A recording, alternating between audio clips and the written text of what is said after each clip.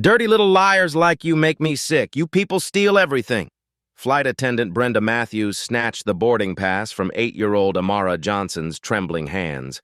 She held it high, making sure everyone could see, then slowly tore it into tiny pieces. The fragments fluttered down like snow. Fake tickets, fake tears, fake everything. Brenda's voice carried across the gate. "And where's your so-called father? Probably ran off like they all do." Dr. Kendrick Johnson froze at the check-in counter 20 feet away. His daughter's tears hit him like bullets. "Security! We have scammers here!"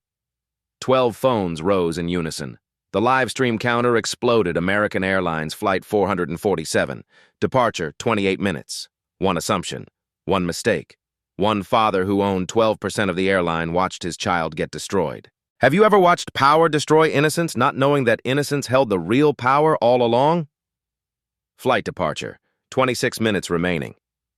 The digital countdown on Gate B7's monitor pulsed red. Dr. Kendrick Johnson dropped his medical equipment bag and sprinted toward his daughter, his sneakers squeaking against polished terminal floors. "Amara?" His voice cracked across the gate area. Brenda Matthews spun around, her lips curling into a smirk. "Oh, look who finally showed up. Let me guess, another fake ticket?" Kendrick reached his daughter and knelt beside her, gathering the torn boarding pass pieces. His hands shook as he tried to fit them together like a jigsaw puzzle. "Sweetheart, are you okay?" "Daddy, she said we're liars." Amara's voice was barely a whisper. Jenny Rodriguez, passenger in seat 12C, had been recording since the first torn piece hit the floor. Her Instagram live stream showed 3,247 views and climbing. Comments flooded the screen faster than she could read them. "This is disgusting! Someone help that baby! Where's the manager? I'm calling American Airlines!" Flight departure, 24 minutes remaining. Gate agent Patricia Wilson emerged from behind her counter, clipboard in hand. Her eyes swept over Kendrick's faded jeans and plain gray polo shirt. No designer labels, no expensive watch, no obvious signs of wealth. "Sir, I'm going to need to see identification and proof of purchase for both tickets." Kendrick stood slowly, his jaw tightening. Of course. He pulled out his wallet, a simple black leather fold, nothing fancy. His driver's license showed the same last name as the tickets. Patricia examined the documents with theatrical precision, holding them up to the light as if checking for watermarks. "These could be forged. Happens all the time with—" She paused, her eyes flicking between father and daughter. "With certain types of passengers." The words hung in the air like poison gas. "Certain types?" Kendrick's voice remained calm, but his knuckles whitened around Amara's hand. Flight departure, 22 minutes remaining. Brenda stepped closer, emboldened by Patricia's support. "Look, we've seen this scam before. Single father, sick kid, first-class tickets they clearly can't afford. It's textbook fraud." "My daughter has sickle cell anemia," Kendrick said quietly. "We're flying to Atlanta Children's Hospital for treatment." "A convenient excuse." Brenda's eyes narrowed. "Where's the paperwork? Real patients have real documentation." Amara tugged on her father's shirt. "Daddy, my chest hurts." Kendrick immediately dropped to her level, checking her breathing. Her lips had a slight blue tinge, the beginning of a crisis. His medical training kicked in as he reached for her emergency inhaler. "She needs to sit down, now." "She needs to leave." Brenda blocked the boarding gate with her body. "Both of you." Flight departure, 20 minutes remaining. The crowd was growing. Passengers from nearby gates had wandered over, drawn by the commotion. Jenny's live stream had reached 8,500 viewers. Someone had started the hashtag #AmericansAgainstDiscrimination. "This is 2025, not 1955, shouted an elderly white woman from the crowd. "Just let them on the plane," added a businessman in an expensive suit. But Patricia and Brenda stood their ground. They'd seen their type before, trying to game the system with sob stories and fake emergencies. Security Officer James Park arrived, his radio crackling with static. "What seems to be the problem here?" "Fraudulent tickets," Patricia announced loudly enough for everyone to hear. "Father-daughter team classic con."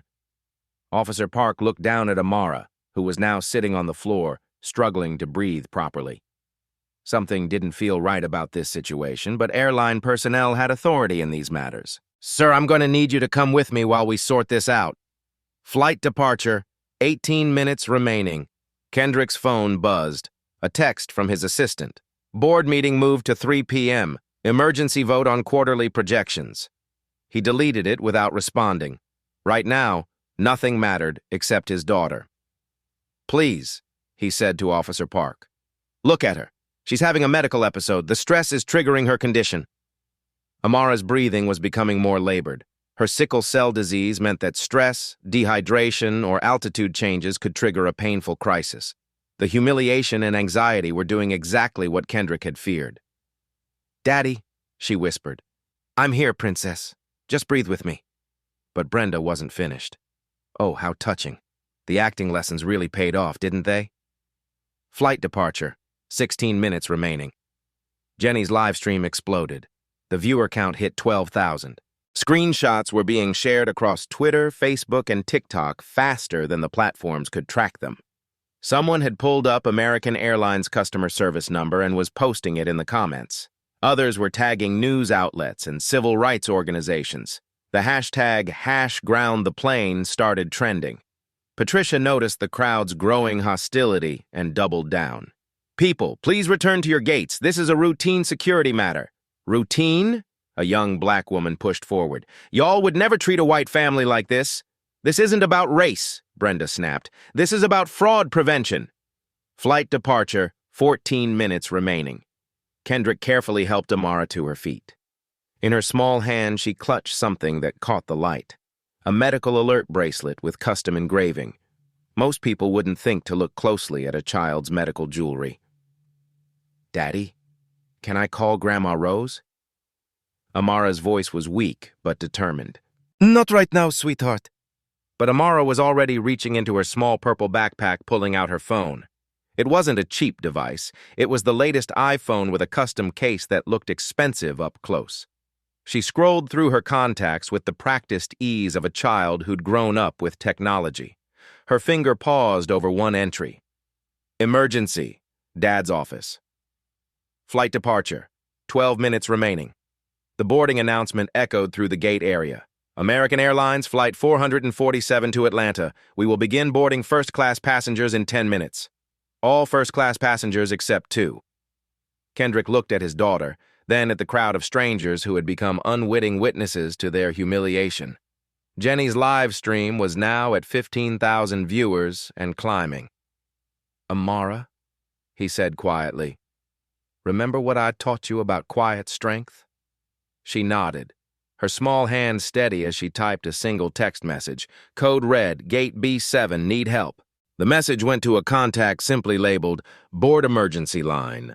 Flight departure, 10 minutes remaining. Chief Flight Attendant Carol Martinez clicked across the gate area in her polished heels, her supervisor badge gleaming under the fluorescent lights. She'd been called from the VIP lounge where she'd been handling a delayed senator's connecting flight. What's the situation here? Her voice carried the authority of 15 years managing difficult passengers. Brenda straightened her uniform. Fraudulent first-class tickets, ma'am. Father and daughter, classic scam operation. Carol's eyes swept over Kendrick and Amara with practiced efficiency. Faded jeans, basic polo shirt, sneakers that had seen better days, an 8-year-old in a simple purple dress and worn backpack. Nothing screamed money. Have you verified the tickets through our system? Carol asked. The physical tickets appear legitimate, Patricia admitted reluctantly. But that doesn't mean... It means they're real. A voice cut through the conversation. Dr. Sarah Chen, a pediatric oncologist heading to the same Atlanta conference as Kendrick, stepped forward from the crowd. She'd been watching the entire scene unfold with growing disgust. I know this family. That little girl is my patient's daughter from support group meetings. Flight departure, 8 minutes remaining. Carol's expression didn't change. Ma'am, I appreciate your concern, but we have protocols. These tickets could have been purchased with stolen credit cards. Run the credit card verification then, Kendrick said quietly. We don't have time for that, Carol snapped. We have a schedule to maintain. The irony hung heavy in the air. No time to verify legitimacy, but plenty of time for public humiliation. Jenny's Instagram Live had exploded to 23,000 viewers. The comments were a waterfall of outrage. This is 2025 and we're still doing this? Those flight attendants need to be fired. Someone get that baby some help. I'm never flying American again. Screenshots were spreading across Twitter faster than wildfire. Someone had already created a petition to hold American Airlines accountable for discrimination. Flight departure. 6 minutes remaining. Security Officer Park shifted uncomfortably. His training told him to follow the airline's lead, but his gut told him something was wrong. The little girl was clearly sick, and the father's calm demeanor didn't match the profile of a typical scammer. Maybe we should just verify the tickets in the system, he suggested. Officer Park, Carol's voice turned icy, are you questioning our professional judgment? No, ma'am, but then please escort these individuals away from our gate so we can board our legitimate passengers. The word legitimate hit like a slap. Kendrick felt Amara's hand tighten in his. Her breathing was getting worse. Daddy, I need my medicine, she whispered. Kendrick looked toward their carry-on bag, sitting just inside the jetway where Brenda had moved it during the initial confrontation. Her emergency medication is in that bag. You should have thought of that before trying to scam your way onto my plane, Brenda said. Flight departure, 5 minutes remaining. The crowd was getting restless. Dr. Chen pushed forward again. This is medical negligence. That child needs her medication now. Back off, lady, Brenda warned, or you'll be joining them off this flight. You can't threaten passengers for speaking up, called out Marcus Thompson, a civil rights lawyer who'd been documenting everything on his phone. Watch me. Carol stepped between them and the gate. Anyone else who interferes will be placed on our no-fly list. The threat worked. Most passengers stepped back, but their phones kept recording. Jenny's live stream hit 35,000 viewers. The American Airlines customer service phone lines were reportedly jammed with complaint calls. #Americans Against Discrimination was trending nationally. Airport manager David Harrison received the first emergency call on his office phone. Sir, we have a situation at Gate B7. Viral social media incident involving alleged discrimination. Legal exposure appears significant. How significant? Harrison was already grabbing his jacket. Over 40,000 viewers and climbing. News outlets are picking it up. Could be a PR disaster. Flight departure, 4 minutes remaining. More airline staff began arriving. Customer service supervisors, ground crew managers, airport police backup. What had started as a simple gate dispute was becoming a corporate crisis. Regional operations manager Janet Walsh pushed through the crowd, her American Airlines blazer marking her as senior management. She took one look at the scene, phones recording everywhere, a sick child on the floor, staff looking increasingly defensive, and knew they were in deep trouble. What exactly is the problem here? She demanded. Fraudulent tickets, Carol repeated, but her voice lacked its earlier conviction. Show me the verification. We haven't had time to run full verification. You haven't? Walsh's eyes widened. You're accusing passengers of fraud without verification in front of cameras? Amara's condition was deteriorating. The stress had triggered what Kendrick recognized as the beginning of a sickle cell crisis. Her skin was taking on a grayish pallor, and her breathing was shallow. She needs to get to a hospital, Dr. Chen announced loudly. This is a medical emergency. Convenient timing, Carol sneered. Right when we're about to remove them. Are you serious right now? Dr. Chen's professional composure cracked. I'm a doctor. This child is in crisis. So you claim. Flight departure, 3 minutes remaining. Walsh stepped forward, her management training kicking in. This was spiraling out of control.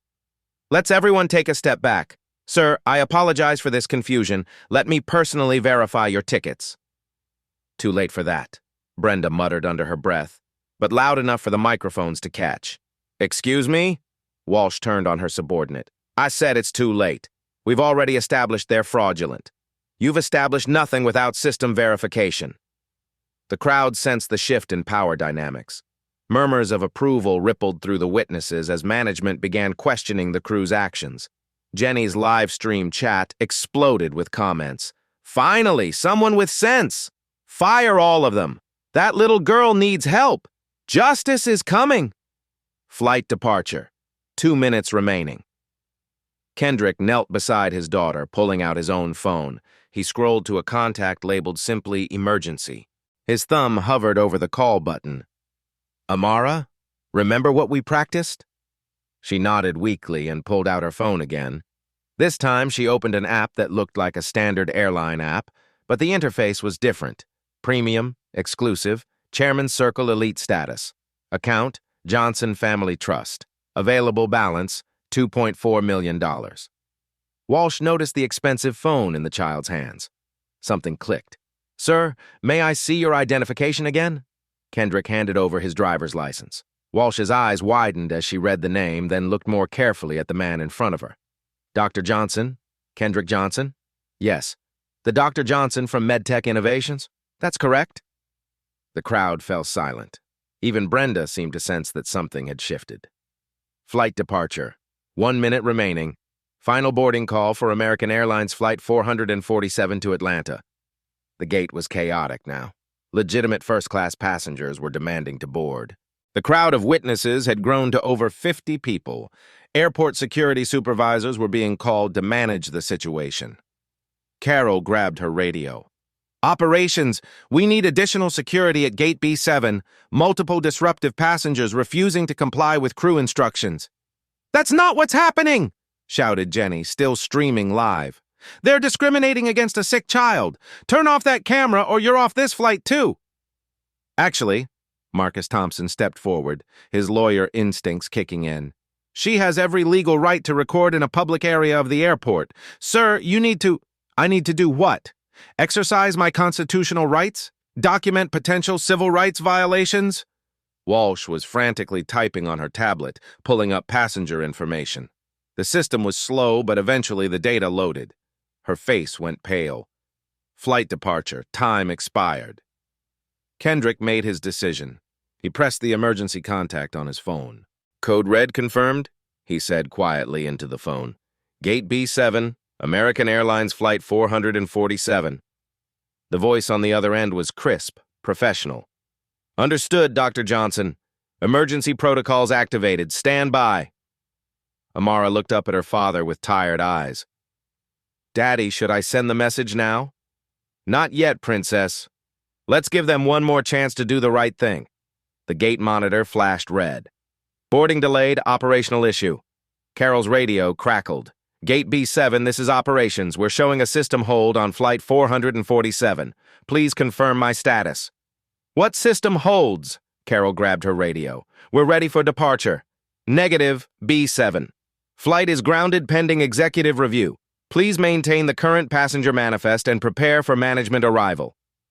Carol's face went white. Executive review? What executive review? Jenny's live stream hit 50,000 viewers. The chat was moving too fast to read, but one message kept repeating, someone with power is watching this. Flight departure, delayed indefinitely. The silence that followed the radio announcement was deafening. 50 passengers stood frozen at Gate B7, their phones still recording, waiting for someone to explain why their flight had just been grounded by mysterious executive review. Walsh stared at her tablet screen, her face growing paler by the second. The passenger manifest showed what she'd feared, Dr. Kendrick Johnson, MedTech Innovations, Chairman's Circle Elite, but there was more data loading, and each line made her stomach drop further. Ma'am? Carol's voice cracked. What executive review? Walsh couldn't speak. The screen showed booking details that made no sense. Johnson Family Trust. 47 first-class seats were purchased. Total cost, $127,340. Payment method, American Express Centurion card. Amara tugged on her father's shirt. Daddy, my chest really hurts. Kendrick's protective instincts overrode everything else. He scooped his daughter into his arms, her small body trembling against his chest. I know, Princess. Just breathe with me. Jenny's live stream audience had swelled to 62,000 viewers. The comments were a blur of speculation. Why is the flight grounded? Someone important is involved. That man knows something. Plot twist incoming. Operational delay, CEO intervention. Amara reached into her purple backpack with shaking hands. She pulled out her phone again, but this time she opened a different app. The interface was sleek, premium, unlike anything a typical 8-year-old would have access to. American Airlines Executive Portal. User A. Johnson. Minor account. Authorization level. Board family member available functions. Fleet management override. Dr. Chen pushed through the crowd, her medical training taking precedence over airport politics. That child needs immediate medical attention. This stress is triggering a sickle cell crisis. Back away from my passengers, Brenda snapped, but her voice lacked its earlier conviction. Your passengers? Dr. Chen's eyebrows shot up. Lady, you don't own this airline. Amara looked up at her father with exhausted eyes. Daddy, should I show them? Kendrick hesitated. Once they revealed the truth, there would be no going back. Their quiet family life would be over. But looking at his daughter's pale face, the decision made itself. Show them, sweetheart. Amara held up her phone so everyone could see the screen. The app interface was unmistakable. It wasn't a passenger app. It was an administrative portal that only airline executives and board members had access to. Current user, Amara Johnson. Minor, account type, board family, immediate relatives, flight tracking, 47 seats purchased, flight AA 447, override authority, operational holds, crew reviews, flight delays. The crowd pressed closer, trying to understand what they were seeing. Marcus Thompson, the lawyer, was the first to piece it together. Holy shit, he whispered, then louder. Do you people realize who you just humiliated? Walsh was frantically scrolling through her tablet, accessing files that required executive clearance. Johnson Family Trust, holdings, American Airlines stock, percentage, 11.7% of total shares. Market value, $356.86 million. Board position, Dr. Kendrick Johnson, chairman of the Medical Advisory Committee. Emergency contacts, American Airlines CEO Robert Mitchell, direct line. Oh my God, Walsh breathed. But Amara wasn't finished. She swiped to another screen, her small fingers navigating the interface with practiced ease. A contact list appeared, filled with names that made Walsh's blood run cold. Asterisk Dad's office, American Airlines Board. Emergency line asterisk, Uncle Robert.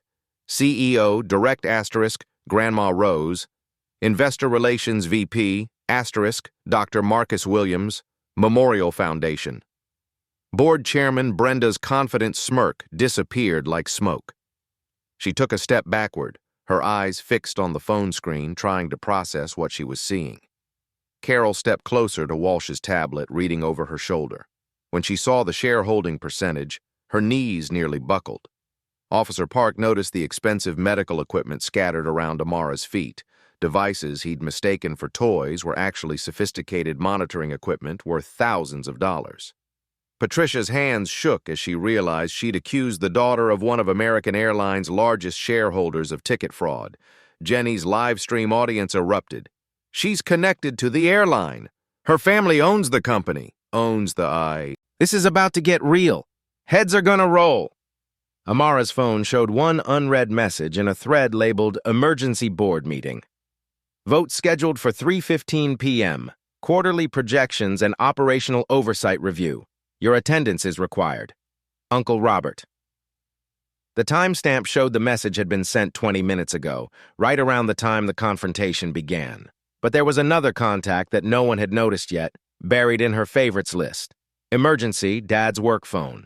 The subtitle read, CEO Direct Line, Board Emergency Protocols. Kendrick noticed the crowd staring at his daughter's phone and made a decision. He pulled out his own device and dialed a number from memory. Robert? It's Kendrick. We have a problem at Gate B7. The name Robert sent a ripple through the crowd. Anyone familiar with American Airlines knew there was only one Robert who mattered. CEO Robert Mitchell. Dr. Chen's eyes widened. You're calling the CEO directly? He's my brother-in-law, Kendrick said simply. The revelation hit like a thunderbolt. Jenny's live stream chat exploded. CEO is his brother-in-law? Family owns the airline? Those employees are so fired. Marcus Thompson started laughing, not from humor, but from the sheer magnitude of the mistake these employees had made. Lady, he said to Brenda, you just discriminated against the boss's family. Now that people were looking closely, the signs had been there all along. Amara's medical bracelet wasn't just any alert jewelry. It was custom platinum with the inscription, Dr. Marcus Williams Memorial Foundation, board chairman's granddaughter. Her backpack, which had looked like a simple purple bag, bore a small embroidered logo, Johnson Family Trust. The carry-on bag Brenda had moved contained not just medication, but a laptop case with American Airlines Medical Advisory Committee stickers. Kendrick's boarding pass, when pieced back together, showed seat 2A, the premier first-class seat reserved for the airline's most important passengers. Walsh found her voice first. Dr. Johnson, I am so incredibly sorry. This is a complete misunderstanding. No. Kendrick's voice remained calm, but there was steel underneath. This isn't a misunderstanding. This is exactly what it appears to be. His phone was still connected to the CEO. Robert Mitchell's voice came through clearly enough for everyone to hear. Kendrick, are you telling me my staff discriminated against Amara, my goddaughter? That's exactly what I'm telling you. Put me on speaker. Kendrick complied. The CEO's voice filled the gate area. This is Robert Mitchell, CEO of American Airlines. I want every employee involved in this incident to remain exactly where they are. I'm personally flying to Newark to handle this situation. Flight status, delayed pending executive arrival, CEO, arrival, 45 minutes. The gate area had transformed into a corporate war zone. Word of the incident had spread beyond social media. American Airlines stock was already down 3.2% in after-hours trading. Financial news outlets were picking up the story. Crisis management teams were being assembled in boardrooms across the country. Amara sat in her father's lap, her breathing slowly stabilizing now that the immediate stress had passed. But Kendrick could see the toll the confrontation had taken on her small body. Her sickle cell crisis was manageable for now, but she needed proper medical attention soon. "Daddy," she whispered, "can I tell them the numbers now?" Kendrick looked at the airline employees who had tormented his daughter. They stood in a tight cluster, their earlier arrogance replaced by barely concealed panic. "Yes, Princess. Tell them exactly what this is going to cost." Amara pulled out her phone again, this time opening a financial app that no 8-year-old should have had access to. The interface showed real-time American Airlines data that even most employees couldn't see. American Airlines stock price, she read in her clear, young voice, $127.45 per share. The crowd leaned in, mesmerized by the child's calm recitation of corporate data. Williams Family Trust Holdings, 2.8 million shares. Marcus Thompson, the lawyer, was already calculating on his phone. That's over $350 million in holdings. 356.86 million, Amara corrected politely.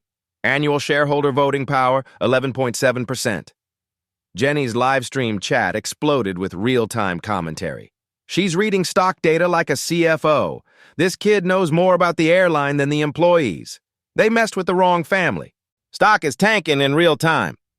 Walsh's tablet was buzzing with incoming messages from corporate headquarters. Each notification brought worse news. The legal department had already identified multiple violation categories floating across her screen. Americans with Disabilities Act, denial of medical accommodation, potential damages $50,000, $500,000 per incident. Civil Rights Act Section 1981, discrimination in public accommodation. Potential damages $100,000, $2 million per incident. Airline Consumer Protection Regulations, denial of paid service without cause. Potential damages $25,000, $1 million per incident. Corporate liability exposure from social media documentation, $50, $100 million in class action lawsuit potential. Dr. Chen stepped forward, her medical expertise adding another layer of legal complexity. "I'm documenting a deliberate denial of medical care to a child in crisis. That's medical negligence, possibly criminal." "Oh," Brenda finally found her voice, but it came out as a croak. "We didn't know." "You didn't know because you didn't ask," Kendrick said quietly. "You made assumptions based on our skin color and my casual clothes." Patricia tried to salvage the situation. "Sir, perhaps we can resolve this quietly. Move you to first class, upgrade your service." "Quietly?" Marcus Thompson laughed bitterly. "Lady, there are 130,000 people watching this live. The time for quiet passed when you humiliated a sick child." The live stream counter continued climbing. 134,000, 137,000, 142,000 viewers. Screenshots were being shared across every major social platform. News outlets were beginning to pick up the story from social media feeds. Airport manager David Harrison finally arrived, flanked by two corporate crisis management specialists who had somehow materialized faster than should have been possible. His face was grim as he surveyed the scene. Dozens of passengers with phones out, a sick child in her father's arms, and staff who looked like they wanted to disappear. "Dr. Johnson," Harrison said carefully, "I understand there's been a significant misunderstanding." "No misunderstanding," Kendrick replied. "This is exactly what it looks like." Amara's phone rang. The ringtone was "Fly Me to the Moon," a family joke that wasn't funny anymore. She answered on speaker, her small voice carrying clearly across the gate area. "Hi, Uncle Robert." "Hi, sweetheart, are you okay? Daddy told me some people were mean to you. They said we were liars and thieves. They tore up our ticket and wouldn't let me get my medicine." The CEO's voice hardened. "Put the ranking airline official on the phone, now!" Walsh stepped forward with trembling hands. "This is Janet Walsh, Regional Operations Manager." "Miss Walsh, you have exactly 60 seconds to explain why my goddaughter was denied boarding on her own family's airline." "Sir, there was a misunderstanding about ticket verification." "No misunderstanding. I'm looking at the security footage right now. Your staff racially profiled an 8-year-old girl and her father in front of cameras while denying medical care." The silence stretched like a taut wire. "Here's what's going to happen," Mitchell continued. "Every employee involved in this incident is suspended immediately, no exceptions." Carol tried to interrupt. "Sir, we were following protocol." "You were following prejudice. There's a difference." Harrison's crisis management specialists were frantically typing on their tablets, implementing damage control protocols. One leaned over to whisper urgently in his ear, "Stock price down 4.1% and falling. Twitter is trending in 47 countries. We need immediate action." Mitchell's voice filled the gate area like a judge delivering a verdict. "Miss Walsh, I want you to understand the full scope of what just happened here." "Yes, sir."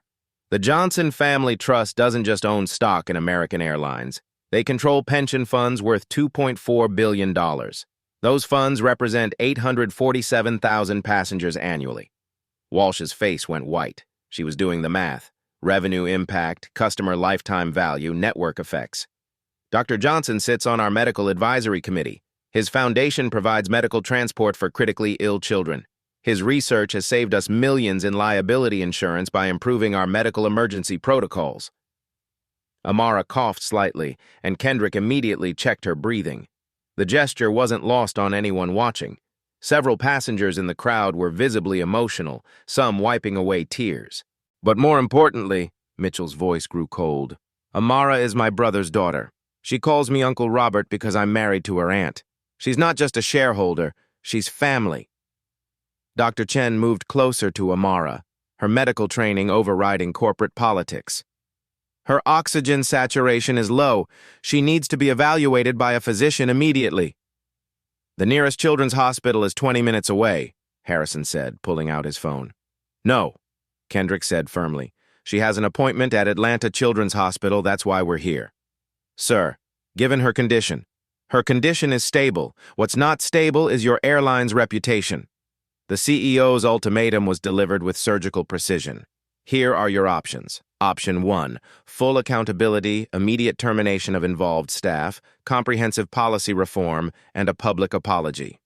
Option 2, I call an emergency shareholder meeting. The Johnson Family Trust votes no confidence in current management. The board follows their lead because they always do. New management cleans the house anyway, but now we've wasted time and money." Option 3, Dr. Johnson activates the discrimination clause in our partnership agreements. 847,000 passengers received notice that American Airlines is under federal investigation for civil rights violations. They're encouraged to fly with our competitors. Walsh was frantically taking notes, but her hands were shaking too badly to write clearly. Option 4, this goes legal. Civil rights lawsuit, class action suit, federal investigation, and congressional hearings. The Johnson Foundation has very good lawyers and unlimited resources. Amara, still sitting in her father's lap, opened another app on her phone. This one showed American Airlines real-time operational data. Current daily revenue, $18.7 million, she read. Annual revenue dependent on Johnson Foundation partnerships, $180 million. Insurance liability if a medical discrimination lawsuit succeeds, $75 million immediate exposure. Stock price impact if this story reaches national news, estimated 12 to 20% decline. Marcus Thompson whistled low. The kid knows her numbers. She should, Kendrick said. She's been attending board meetings since she was 5. CEO arrival, 30 minutes. Walsh's radio crackled with incoming updates from corporate headquarters. Regional operations, this is crisis management. We're showing significant social media activity related to Gate B7. Please confirm the status of involved personnel. This is executive communications. We need immediate statements from all staff involved in the Newark incident. Legal is standing by. This is investor relations. The stock price is dropping. We need damage control protocols activated immediately. This is federal affairs. Congressional offices are calling. We need talking points immediately. Jenny's live stream had reached 158,000 viewers. #Americans Against Discrimination was trending in 12 countries. News vans were already heading to Newark Airport. Local television stations were sending crews. Flight attendant Brenda Matthews was quietly escorted away by airport security. Her 15-year career was effectively over, not just with American Airlines, but likely with any major carrier. The aviation industry was small, and word traveled fast. Carol Martinez found herself face-to-face with 2 corporate representatives who had somehow arrived faster than seemed possible. They were polite but firm. Her supervisor certification was suspended pending investigation. Her badge and access cards were collected on the spot. Officer Park was dealing with his own supervisors, who were asking pointed questions about why he'd supported the airline's position without conducting proper verification. His union representative was already en route. American Airlines emergency response protocols activated with military precision. Crisis management teams secured conference rooms and initialized media strategies. Legal departments prepared settlement authorities and initiated liability assessments. Customer service recovery specialists received priority dispatch orders to Gate B7. Media relations departments briefed spokespeople and scheduled executive interviews. But the real power shift was more subtle. Regional managers across the airline system received a system-wide alert. All passenger discrimination complaints to be escalated immediately to executive level, no exceptions. Flight scheduling systems were updated with new protocols for medical accommodation requests. Training departments received urgent mandates to develop bias recognition programs. The insurance department began calculating policy adjustments for civil rights coverage. CEO arrival, 15 minutes. A new voice came through Walsh's radio. This is Chief Legal Counsel Sarah Martinez. I'm authorized to offer immediate settlement terms to Dr. Johnson. Put it on speaker, Kendrick said. Dr. Johnson, American Airlines, formally apologizes for the treatment you and your daughter received. We're prepared to offer the following immediate remedies. Full refund of all ticket costs, plus punitive damages of $50,000. Guaranteed first-class accommodation on all future American Airlines flights for your entire family. A personal apology from our CEO, delivered in person. Immediate policy changes to prevent similar incidents. Kendrick looked down at his daughter. What do you think, Princess? Amara considered this with the seriousness of a child who had grown up around corporate negotiations. I think they need to promise that no other kids get treated like this. You heard her, Kendrick said into the radio. We're not interested in money. We want systemic change. CEO arrival. Imminent. The sound of expensive leather shoes clicking across polished terminal floors announced Robert Mitchell's arrival before anyone saw him. The CEO of American Airlines moved through Newark Airport like a force of nature, flanked by legal counsel, crisis management specialists, and a small army of corporate executives. He was younger than most people expected, 42 years old with the kind of quiet intensity that came from running a Fortune 500 company. But right now, he looked like an uncle who'd been told someone had hurt his niece. The crowd at Gate B7 parted as Mitchell approached. His eyes swept the scene. His goddaughter sitting pale and exhausted in her father's arms, dozens of passengers with phones still recording, and his airline employees looking like they wanted to disappear into the floor. "Amara," he said softly, kneeling in front of Kendrick's chair. "How are you feeling, sweetheart?" "Better now that you're here, Uncle Robert." Her voice was tired but steady. Mitchell's jaw tightened as he stood and faced his employees. "Miss Walsh, Miss Martinez, Miss Matthews. Oh, wait, Miss Matthews has already been escorted away. Good." The remaining staff stood at attention like soldiers awaiting court-martial.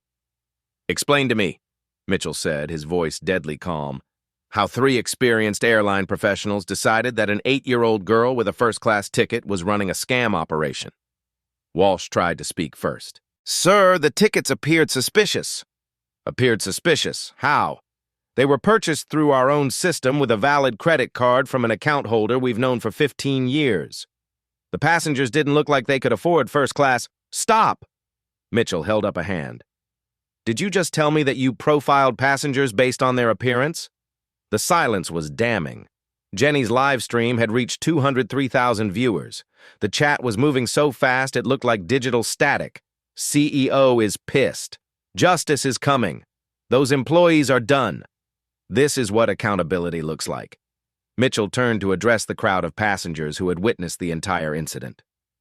"Ladies and gentlemen, I am Robert Mitchell, CEO of American Airlines. What you witnessed today is not representative of our company's values, and I personally guarantee it will never happen again." He pulled out his phone and made a call on speaker. "Board emergency line, this is Robert. I need an immediate vote on operational policy changes. Yes, right now." The corporate machinery moved with ruthless efficiency. Within minutes, Mitchell's legal team had prepared termination paperwork for Brenda Matthews. Her discriminatory actions, captured on multiple video streams and witnessed by dozens of passengers, constituted grounds for immediate dismissal. Carol Martinez received a formal suspension pending full investigation. Her supervisor credentials were revoked, and she would be required to complete extensive bias training before any consideration of reinstatement. Patricia Wilson faced similar consequences: suspension without pay and mandatory retraining. Her gate agent certification was under review by airport authorities. "Dr. Johnson," Mitchell said, "I want you to understand that these are not just disciplinary actions. These are permanent changes to how we operate." Kendrick nodded, still holding Amara close. "What kind of changes?" Mitchell gestured to one of his executives, who began reading from a tablet. "Effective immediately. Zero-tolerance discrimination protocol. First incident of verified bias results in immediate suspension. Investigation period not to exceed 72 hours. Proven discrimination results in termination and industry blacklist." The crowd murmured approval. This wasn't just corporate speak. This was policy with teeth. Second, enhanced medical emergency response system. All crew members will receive mandatory training in recognizing sickle cell crises, diabetic emergencies, and other chronic conditions affecting children. Amara looked up at this. "Will they know how to help kids like me?" "They will now," Mitchell promised. One of Mitchell's technology executives stepped forward with a prototype tablet. "Dr. Johnson, we'd like to show you something we've been developing." The screen displayed an application interface labeled Fair Fly with a sleek, user-friendly design. "This is a real-time bias reporting and accountability platform. Passengers can report discriminatory incidents immediately through our app. Each report triggers automatic investigation protocols." "Show me how it works," Kendrick said. The executive demonstrated. Passenger selects Report Bias, fills out a brief form, and can upload video evidence directly. The report goes immediately to our executive team and legal department. No filtering through lower management. "What about accountability?" Marcus Thompson asked, his lawyer instincts engaged. "Each incident is tracked with a unique ID. Passengers receive regular updates on investigation status. Monthly bias statistics are published publicly on our website. Complete transparency." Mitchell added, "We're also implementing AI-powered bias detection in customer service interactions. If our system detects discriminatory language or behavior patterns, it triggers immediate supervisor intervention." The technology was impressive, but Amara had a more important question. What about other kids who don't have daddies with airplane companies? Mitchell's response showed he'd been thinking about this exact question. We're partnering with the NAACP, Anti-Defamation League, and disability rights advocates to completely redesign our training program. Every American Airlines employee, from baggage handlers to executives, will complete a mandatory 16-hour program covering unconscious bias recognition, cultural competency, and customer service excellence. The program includes real-world scenario training using actors to simulate discrimination situations. Employees must demonstrate competency, not just attendance. Dr. Chen stepped forward. What about medical training?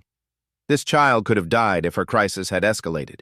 Medical accommodation training is now mandatory for all customer-facing staff. We're partnering with Children's Miracle Network hospitals to ensure our crew can recognize and respond to pediatric medical emergencies. The changes weren't just cosmetic.